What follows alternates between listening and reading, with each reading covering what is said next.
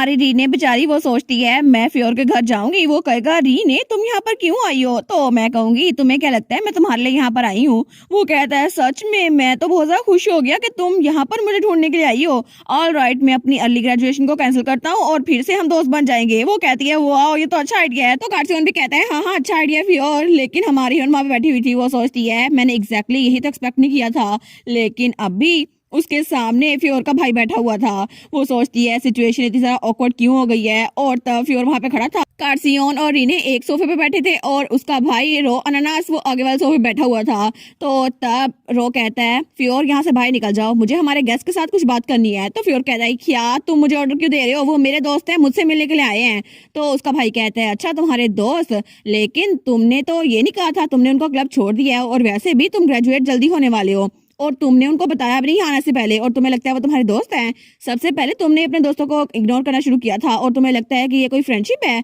तो अगर तुम चाहते हो कि तुम्हारी उनके सामने ज्यादा इंसल्ट ना हो तो यहाँ से निकल जाओ, क्योंकि मैं अपने गेस्ट के सामने ऐसी कोई डिसरिस्पेक्ट शो नहीं करना चाहता, इसलिए बाहर निकलो। तो फ्योर उसको तो बड़ा गुस्सा आ रहा था, लेकिन वो बिना कुछ कहे वहां से निकलता है और जाते जाते दरवाजा जोर से बंद करके जाता है। तो रीना सोचती है फ्योर तुम्हारा दरवाजा बंद करने का स्टाइल ही बता रहा है तुम्हें कितना गुस्सा आ रहा है। लेकिन तभी फ्योर का भाई वहां चाय का कप रखता है और कहता है मेरा नाम है रो अनानास और मुझे बहुत ज्यादा खुशी हुई कि मैं आपसे मिला, लेकिन मैंने पहले आपको सही से ग्रीट नहीं किया था। तो हमारी हीरोइन कहती है मेरा नाम रीने है। तो हमारी हीरोइन वो सोचती है इसका भाई ये तो लेजिटिमेट हीर है ना, तो मे भी इसी वजह से वो अपने भाई को पसंद नहीं करता होगा, लेकिन मुझे यही लगा था।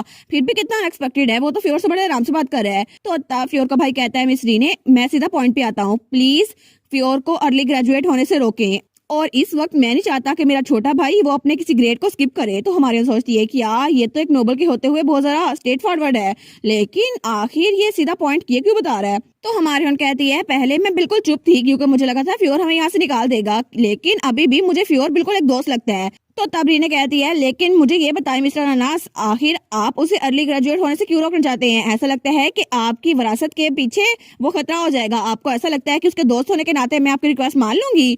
फ्योर अपनी पूरी बेस्ट कर रहा है कि वो आपके खिलाफ खड़ा हो जाए और आप ऐसे कवर्डली एक्ट ना कीजिएगा, उसको सामने करें। तो तब फ्योर का भाई वो उसकी तरफ सीरियस होकर देखते हैं, लेकिन तभी वो वहां पे हंसने लग जाता है। तो हमारी सोचती है कि यार ये हंस क्यों रहे हैं, लेकिन तब वो कहता है सच में फ्योर ने तो बहुत अच्छे दोस्त बनाए हैं, मुझे बहुत ज्यादा खुशी हो रही है। पहले तो मैं बहुत ज्यादा फिक्रमंद था क्योंकि उसका इकलौता दोस्त सिर्फ कार्सियन ही था। तो रीना कहती है क्या, तो वो सोचती है आखिर इनकी पर्सनैलिटी ऐसी कैसे चेंज हो गई। वो कहता है मैंने नोटिस कर लिया था कि पिछले साल से वो कुछ ज्यादा ब्राइट बनता जा रहा है, मुझे लगा था शायद उसकी कोई नई गर्लफ्रेंड होगी या फिर कोई नए दोस्त है, मुझे लगा था मैं सही हूँ।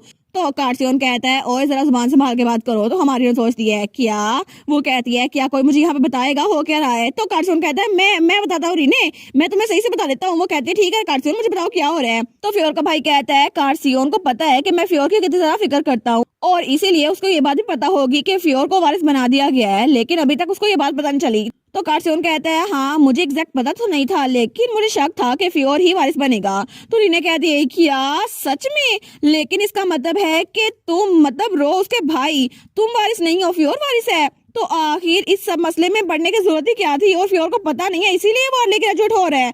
तो कार्सियन कहता है मुझे इस बारे में इतना पता नहीं था ना, इसलिए मैंने तुम्हें मसले से दूर रखा, लेकिन मैं तुम्हें ऐसे नहीं बताना चाहता था। तो वो सोचती है जब इसने क्लब रूम में कहा था ना कि ऐसा लगता है कि उसके फादर ने कोई वारिस चुन ली है, तो मुझे लगा था शायद उसे पता नहीं होगा, लेकिन इसका भी ये आइडिया ही था। तो फ्योर का भाई कहता है मिस रीने क्या आप मुझे एक फेवर दे सकती हैं? तो हमारी उन कहती है अच्छा पहले मुझे एक बात क्लियर करने दो, मैं सारी चीजों को समराइज करती हूँ। फ्योर असल में वो मार्कस अनानास का वारिस बन चुका है और आप इस बात से एग्री हैं, आपको कोई मसला नहीं है? वो कहते हैं हाँ बिल्कुल भी नहीं। तो वो कहती है लेकिन आखिर आप फ्योर को अर्ली ग्रेजुएट होने से क्यों रोक रहे हैं, क्योंकि इससे तो आपको खतरा होगा ना। क्या आप ये सारी की सारी बातें फ्योर को एक्सप्लेन नहीं कर सकते? और आपको पता है कि फ्योर आपसे नफरत करता है, लेकिन फिर भी आपने उसको ये सब कुछ नहीं बताया। तो उसका भाई कहता है मैं समझ सकता हूँ क्योंकि ये सब कुछ ऐसे शुरू हुआ था। मिस रीने क्या आपको पता है कि फ्योर वो कैसा रहा करता था? तो हमारी रीने कहती है कि आप फ्योर, लेकिन वो कैसा था? तो कार्सियन हंसते हुए कहता है जितनी मेरे बारे में रूमर्स फैली थी ना वो तो उससे भी ज्यादा खतरनाक था, इसलिए तो वो मेरा दोस्त बना था। तो हमारी कहती है अच्छा ये बात है। तो तब फ्योर का भाई कहता है और यही वजह है कि मैंने फ्योर को चीजें एक्सप्लेन नहीं की। तो हमारी कहती है क्या मतलब आप उसके भाई हैं? तो तब उसका भाई कहता है वैसे भी फ्योर वो कंपटीशन की वजह से ही मेरे साथ ऐसा रहा था, क्योंकि शुरू में अगर उसे वारिस बनना था ना तो उसे अपने आप को चेंज करना पड़ेगा, लेकिन पहले उसमें ना मैनर्स थे, ना ही एजुकेशन थी और ना ही कोई सोशल स्किल्स थी। इसीलिए मैंने ये सब कुछ किया। तो हमारी रीना कहती है अच्छा, तो फ्योर के पास कोई मैनर या एजुकेशन नहीं थे, तो आपने अपने आप को इस्तेमाल किया उसके कंपटीशन के तौर पर ताकि वो आपको हरा के ये सब कुछ हासिल कर सके। तो कार्सून कहता है कहने का तो अच्छा अंदाज है रीने, तुम सही कह रही हो। तो रीना कहती है लेकिन अगर आपको उसको सीधे रास्ते पे चलाना ही था तो आपको उसको समझाना चाहिए था ना एक बड़े भाई की हैसियत से, लेकिन आपने आपने उसको ये भी नहीं बताया कि वो वारिस बन चुका है। तो उसका भाई कहता है हाँ ये बात सच है। और फ्योर के एक्सप्रेशन आजकल कुछ ज्यादा ब्राइटन थे और मुझे लगा था वो अकेडमी में अपना टाइम एंजॉय कर रहा है, इसलिए मैं नहीं चाहता कि वो जल्दी ग्रेजुएट हो जाए और अपना इतना कीमती टाइम वो जाया कर दे। और मैं तुम्हें ये सब कुछ सिर्फ इसलिए कह रहा हूँ क्योंकि फ्योर कभी मेरी बात ही सुनेगा, तो प्लीज उसे रोक दो। तो रीने वो कहती है क्या, वो कहती है कितना अजीब है ना। तो फ्योर का भाई कहता है क्या अजीब है।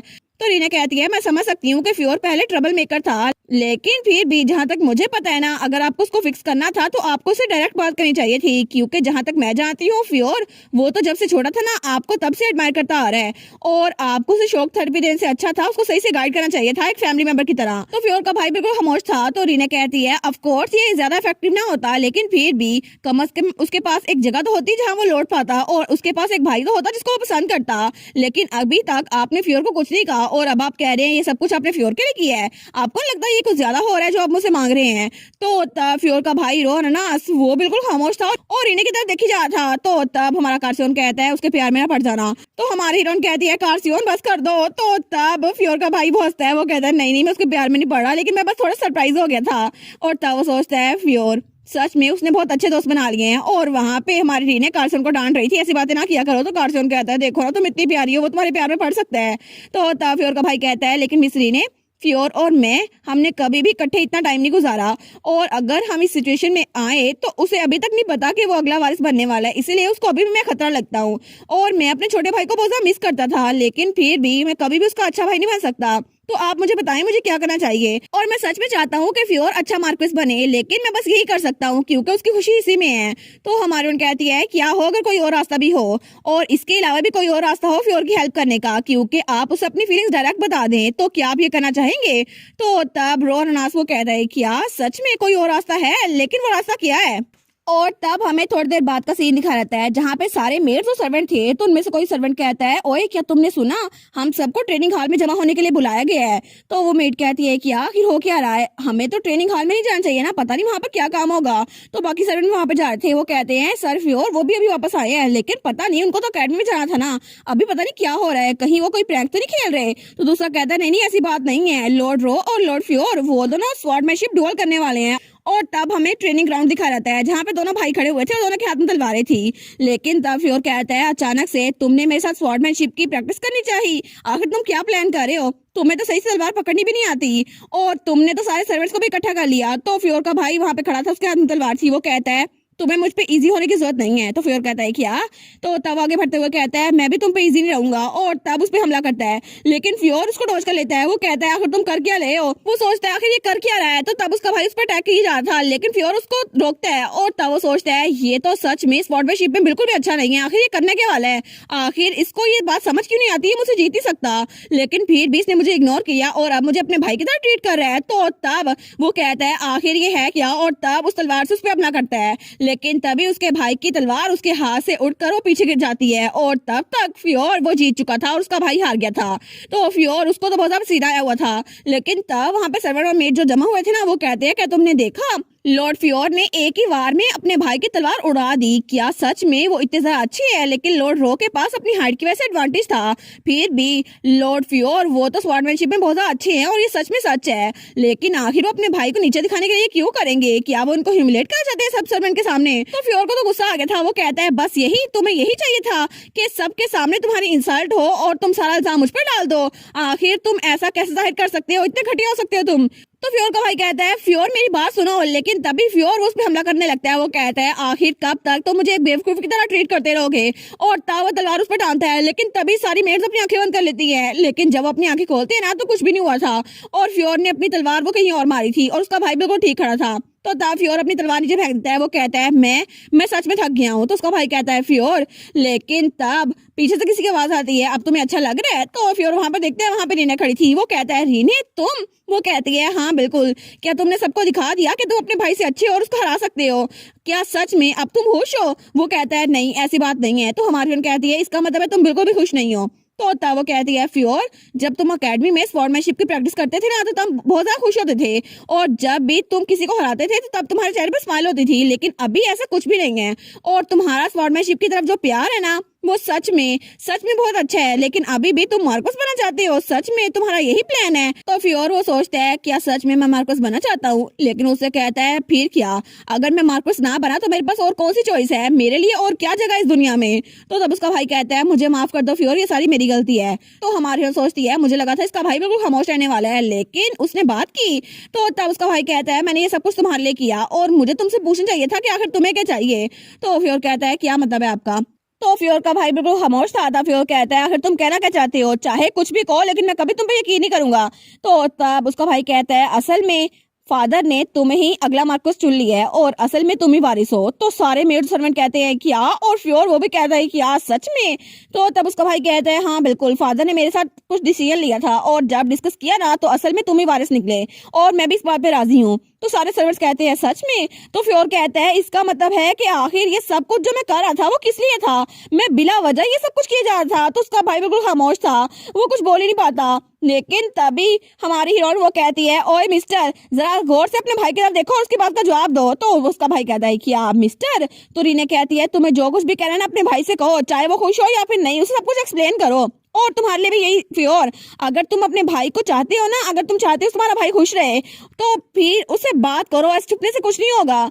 तो उसका भाई कहता है हाँ बिल्कुल ये सच कह रही है। तो हमारी उन कहती है मुझे माफ कर देना अचानक से ये सब कुछ करने के लिए, लेकिन तुम्हारे भाई ने तुमसे बात करनी है इसलिए उसकी बात सुन लो, और दोनों भाई एक जैसे हो। तो फ्योर कहता है रीने क्या सब कुछ तुमने किया था?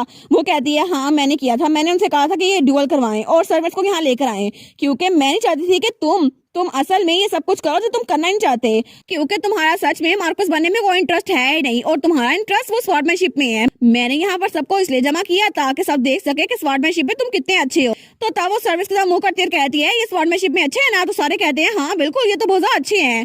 तो फ्योर कहता है मैं इसको अप्रिशिएट करता हूँ रीने, लेकिन इतना दूर जाने की जरूरत क्या थी? तो रीने कहती है तुम क्यों पूछ रहे हो, क्योंकि हम लोग दोस्त है इडियट इसीलिए। तो वो कहता है सच में? तो रीने उसके पास आती है कहती है फ्योर, वो कहते हैं हाँ क्या हुआ? तो वो कहती है तुम्हें रॉयल नाइट्स को ज्वाइन करना चाहिए, क्योंकि वो लोग स्वॉर्डमैनशिप में अच्छे हैं और तुम भी अच्छे हो और तुम्हारा यही ख्वाब था है ना? वो कहता है क्या मैं? तो रीने कहती है हाँ बिल्कुल, अगर तुम दूसरों से नफरत करने के बजाय वो चीज करो जिसमें तुम अच्छे हो ना तो फिर तुम्हें मार्कोस का टाइटल चाहिए होगा, और ये तुम्हारे लिए वैसे भी एक बोझ था। तो सारा कुछ अपने भाई को दे दो और वो चीजें करो जो तुम्हें चाहिए, और अपने वर्थलेस ब्रदर को ये सारा टाइटल दे दो। तो उसका भाई सोचता है वर्थलेस, लेकिन हमारी हीरोइन तलवार उठाती है और कहती है बस अपनी तलवार उठाओ और वो करो जिसमें तुम अच्छे हो, और उसको तलवार देती है और वो कहती है अपनी एनर्जी को सही से यूज करना, ठीक है, क्योंकि तुम्हारे पास जो एनर्जी है ना, जो स्ट्रेंथ है, उसको सही से इस्तेमाल करना तुम्हें आना चाहिए, कोई और तुम्हें नहीं बताएगा, और इसलिए अब स्माइल करो और आखिरी डिसीजन वो तुम्हारा ही होगा, मैं तो बस तुम्हें मशवरा दे रही हूँ। तो फ्योर वो सोचता है सच में मुझे लगा था कि हर कोई मुझे पीछे से खेलेगा, लेकिन मुझे पता नहीं था कि ये वेव मेरी तरफ आएगी, और अभी भी मेरी लाइफ इतनी ज्यादा बिगड़ी नहीं है, मैं इसको ठीक कर सकता हूँ। तो तब रीने कहती है कार्सियोन अब तुम बाहर आ सकते हो, अब फ्योर जीत चुका है और मसला भी हल हो गया है। लेकिन फ्योर वो सोच रहा था मैं तुम्हें दिखा नहीं सकता कि मैं कितना ज्यादा रो रहा हूँ, हालांकि जब तुमने मुझे कहा है कि मैं स्माइल करूँ इसलिए मेरे पास कोई चॉइस नहीं है, मुझे बस अपना सर नीचे रखना होगा ताकि तुम मुझसे डिसअपॉइंट ना हो जाओ। और तब कुछ दिनों बाद हमें क्लब रूम का सीन दिखा रहता है। तभी वहां पे दरवाजा खुलता है और वहां से फ्योर दाखिल होता है, लेकिन क्लब रूम में कोई भी नहीं था, ना रीने थी ना कार्सियोन। वो सोचता है एक हफ्ते पहले ही ये सब कुछ डिसाइड हो गया था, क्योंकि मैं जैसे इस क्लब रूम में आया ना मुझे रियलाइज हुआ कि असल में मैं यही आना चाहता था। और फ्योर को रीने की बात याद आती है जिसने कहा था तुम्हें वापस आना चाहिए, तुम्हें ऐसी चीजें के लिए ट्रबल नहीं करना चाहिए जो तुम चाहते ही नहीं हो। वो सोचता है आई गेस जो भी कहा था ना वो ठीक था, क्योंकि फाइनली मैंने वही डिसीजन लिया जो मेरे लिए ठीक था। और तब वो स्माइल करता है और तब वो तो बहुत हंसी जाता था। वो कहता है सच में मैंने उसकी बात मान ली, लेकिन मैं तो सच में पागल हो गया हूँ, आखिर अब मैं कैसे एक्ट करूँ, अब मैं वापस आ गया हूँ जैसे कुछ हुआ ही नहीं, क्या मैं ऐसे एक्ट करूँ? लेकिन ऑब्वियसली अगर मैं ऑकवर्ड हुआ ना तो मुझे इससे नफरत है। फिर भी कार्सियोन ने भी मेरी हेल्प की थी, लेकिन मैं कार्सियोन को थैंक यू नहीं बोल सकता क्योंकि उसे बुरा लगेगा। तो वो सोचता है मेरे पास कोई चॉइस नहीं है, मैं उनसे वैसे ही मिलूंगा जैसे मैं यूजुअली मिलता हूँ, हाँ बिल्कुल वैसे ही, क्योंकि अभी भी मैं कुछ जाहिर नहीं करूंगा जैसे कुछ चेंज हुआ है। और तब वो सोचता है क्योंकि मुझे अपनी दोस्ती बचानी है, और मुझे वो स्टोरी लाइन बिल्कुल पसंद नहीं है जहाँ पे दो दोस्त एक ही लड़की को पसंद करते हैं। मैं उसे थक चुका हूँ और अब मैं अपनी फीलिंग्स रीने को कभी नहीं बताऊंगा, क्योंकि कार्सियो वो उसको पसंद करता है, ये बात तो वाजिया है। और तब हमें एकेडमी का सीन दिखा जाता है जहाँ पे हमारी रीने हमें बताती है स्प्रिंग ब्रेक के बाद फ्योर क्लब में वापस लौट आया और एक नया सेमेस्टर वो भी हमारा इंतजार कर रहा था।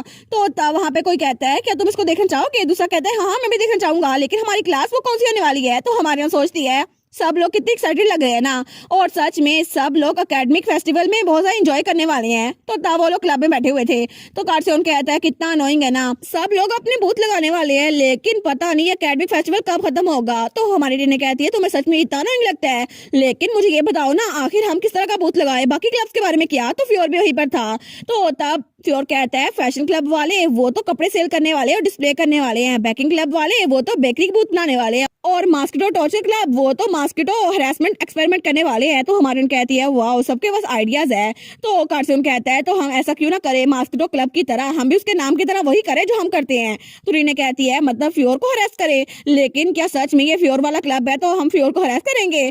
तो कार्सियन कहता है हमें ट्राई तो करना चाहिए ना। तो फ्योर कहता है बस बहुत हो गया, ना करना ऐसा कुछ।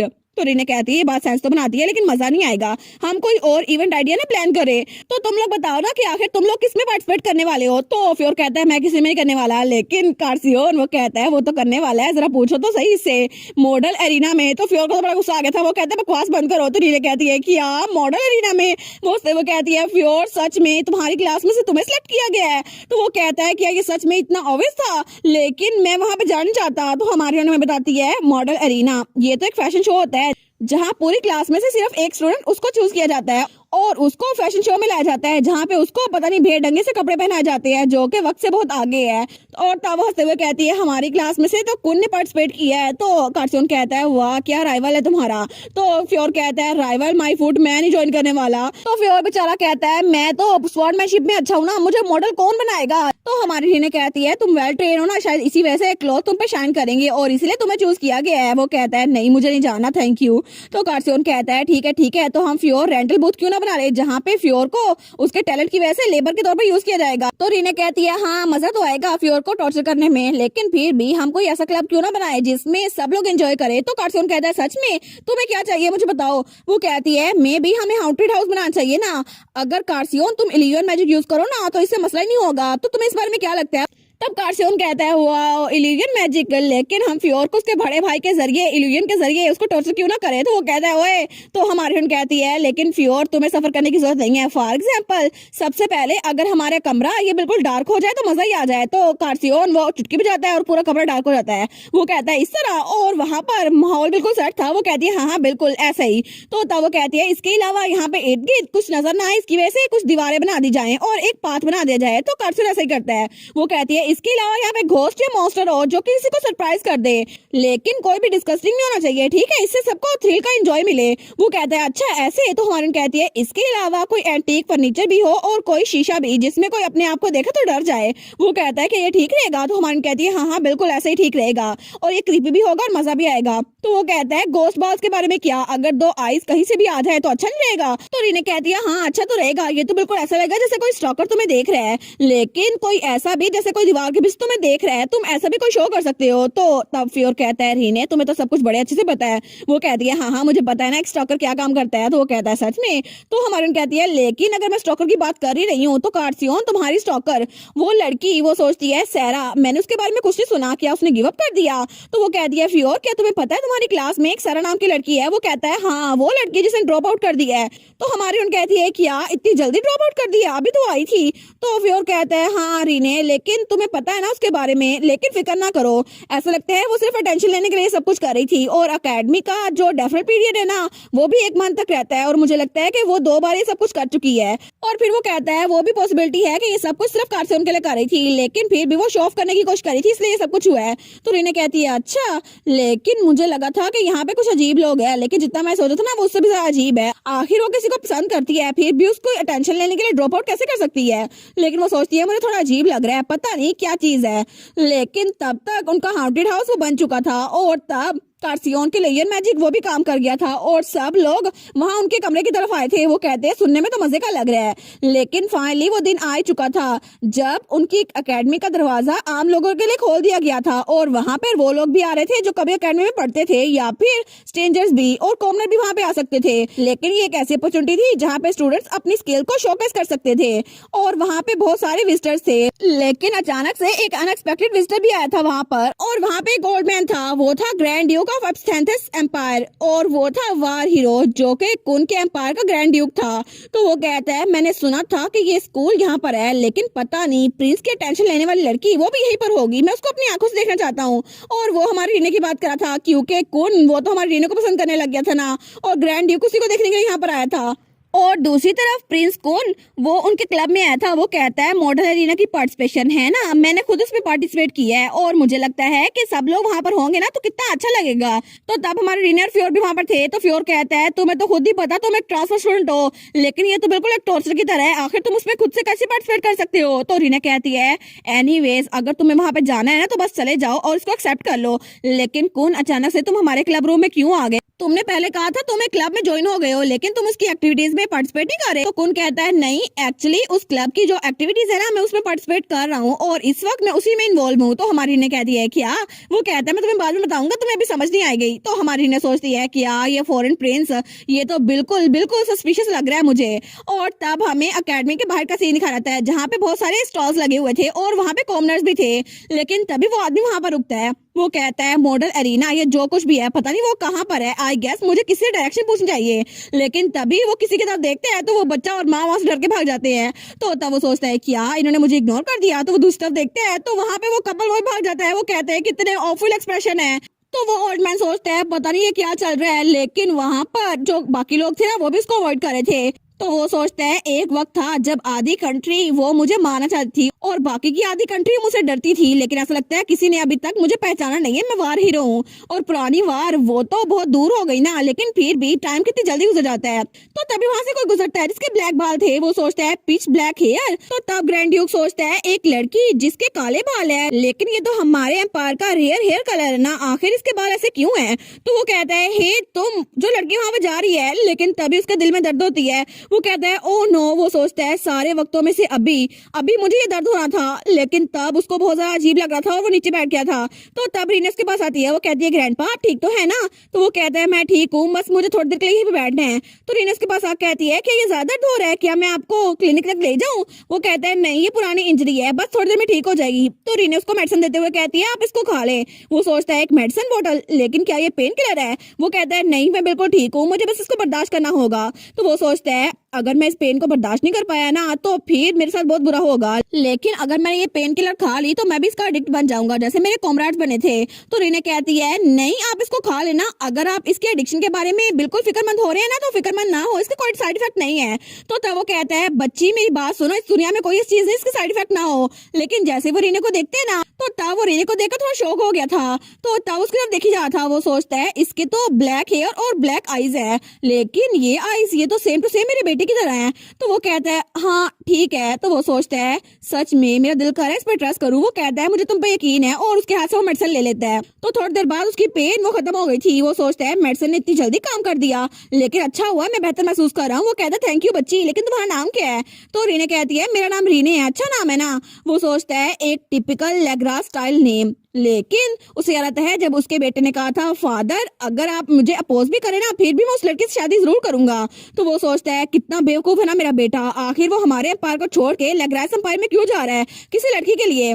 तो ग्रैंड ड्यूक के बेटे ने कहा था बिल्कुल नहीं, जंग खत्म हो चुकी है और अब मैं अपनी बेटी या बेटे को लेग्रास का नाम दूंगा, यहाँ का नहीं, और मैं बिल्कुल भी नफरत नहीं फैलाऊंगा, मैं खुशियां फैलाऊंगा। तो वो सोचता है अगर मेरे बेटे का कोई बच्चा होता तो वो इसकी उम्र का होता है ना। लेकिन वो रीना से कहता है तुम्हारा नाम तो बहुत ज्यादा अच्छा है, ये बहुत ज्यादा फैमिलियर लग रहा है, तुम्हारे पेरेंट्स वो तो बहुत ज्यादा खुश होंगे ना और उन्होंने तुम्हारा नाम बहुत ज्यादा सोच समझ के रखा होगा। तो रीना स्माइल करती है। वो कहती है ना मुझे भी ये नाम बहुत ज्यादा पसंद है। तो तब वो बिल्कुल खामोश बैठा था। लेकिन रीने वो सोचती है कितना अजीब लग रहा है ना, हालांकि मैं ग्रैंडपा से पहली बार मिल रही हूँ लेकिन मुझे ये बिल्कुल भी डरावने नहीं लग रहे, क्या मैं इनसे पहले भी कभी मिली हूँ? और तब वो क्लब रूम में आई थी, लेकिन तभी उसके सामने एक छोटा सा गोश्त आता है। तो वो कहती है तुम बिल्कुल भी डरावने नहीं हो, चल जाओ यहाँ से। तो वो गोश्त बेचारा वो तो उदासों के बाद ज्यादा लगता है कार्सियोन की तरह। लेकिन रीने उसके पास आती है, वो कहती है सॉरी सॉरी, तुम तो बहुत ज्यादा ड्रामने हो, इधर आओ ना मेरे पास। तो तब उसने उसको पकड़ लिया था बिल्कुल सी बेबी की तरह। वो सोचती है मैं तो ग्रैंडपा से मिलकर बिल्कुल गुमी हो गई थी, मैं तो भूल ही गई थी, मैं तो कार्सन को ढूंढने के लिए आई थी। तो तब वहां पर देखती है, वो सोचती है ये हाउंटेड हाउस तो कितना रियलिस्टिक लग रहा है ना, लेकिन सच में कार्सियोन की स्किल्स तो बहुत ज्यादा अमेजिंग है। लेकिन कार्सियोन यहाँ पर है कहीं, तो वहां पर हाथ लगाती है। वो सोचती है अगर कार्सियोन यहीं पे हवा में उड़ रहा हो ना तो किसी गेस्ट के दरमियान वो टकरा जाएगा। लेकिन तभी वो वहां पर हाथ लगाती है तो वो सोचती है लगता है मैंने किस चीज को पकड़ लिया। तो वो कार्सियोन का चेहरा था जो कि अपनी डायमेंशन उसको देख रहा था। तो बेचारा तो ब्लश किया जा रहा था कि रीने ने मेरे चेहरे पे हाथ लगाया। लेकिन रीने वो कहती है क्या, तो वो पीछे होती है, वो कहती है तुमने मुझे डरा दिया कि ये कोई ट्रिक था, ये इल्यूजन मैजिक है ना। लेकिन कार्सियोन वो पर्दे के पीछे से बाहर निकलता है। वो कहता है रीने, तो वो डर जाती है। वो कहती है क्या तुम ठीक तो हो ना, क्या तुमने ज्यादा मैजिक यूज कर लिया है इस वजह से तुम्हारा चेहरा रेड हो गया है। वो कहता है नहीं नहीं, इतना मैजिक तो मैं पूरा महीना भी यूज कर लूं फिर भी ठीक रहूंगा। तो हमारी उन कहती है लेकिन तुमने सिर्फ अपना चेहरा क्यों बाहर निकाला, अपनी बाकी बॉडी बाहर क्यों नहीं निकाली, क्या तुम कपड़े चेंज कर रहे हो। वो कहता है नहीं नहीं, असल में कोई बात नहीं है, लेकिन तुम मुझे ढूंढ क्यों रही थी। तो रीने कहती है मैं तो बस यहाँ पर इसलिए आई थी क्योंकि मैं तुमसे पूछना चाहती थी क्या तुम मेरे साथ डेट पे चलोगे। वो कहता है अच्छा डेट पर। लेकिन तभी वो कहता है क्या डेट पर, और उसका तो पूरा का पूरा चेहरा रेड हो गया था। तो रीने कहती है हम सुबह से इस शॉप के अंदर ही हैं, लेकिन अब दोपहर हो गई है, हम दूसरे क्लब से भी जाएं, मजा आएगा। और मुझे तुम्हारा रिफ्यूजल बिल्कुल एक्सेप्ट नहीं करना, और अगर तुम्हें मना करना है ना तो मैं किसी और के साथ चली जाऊंगी, लेकिन प्लीज क्या तुम मेरे साथ चलोगे। तो कार्सियोन वो तो बड़ा खुश था और उसने इर्द गिर्द माहौल बदल दिया था। वो कहता है ठीक है रीने, मैं तुम्हारे साथ जाने के लिए तैयार हूँ। वो सोचते हैं एक और डेट रीने के साथ। तो हमारे सोचती है मैं श्योर नहीं हूँ कि इसको डेट करना चाहिए या फिर नहीं, लेकिन वो मेरा दोस्त है तो ठीक है मैं उसके साथ जा सकती हूँ। लेकिन तभी दूसरी तरफ किसी के हाथ में हमारी रीने के क्लब का पोस्टर पकड़ा हुआ था। तो वो कहता है अच्छा तो ये हाउंटेड हाउस है, और वो था रेक्स बिगोनिया। वो कहता है कितना बोरिंग है ना ये, लेकिन फाइनली रीने मैं तुमसे अब डायरेक्ट नहीं मिल सकता हूँ पूरे 1 साल बाद।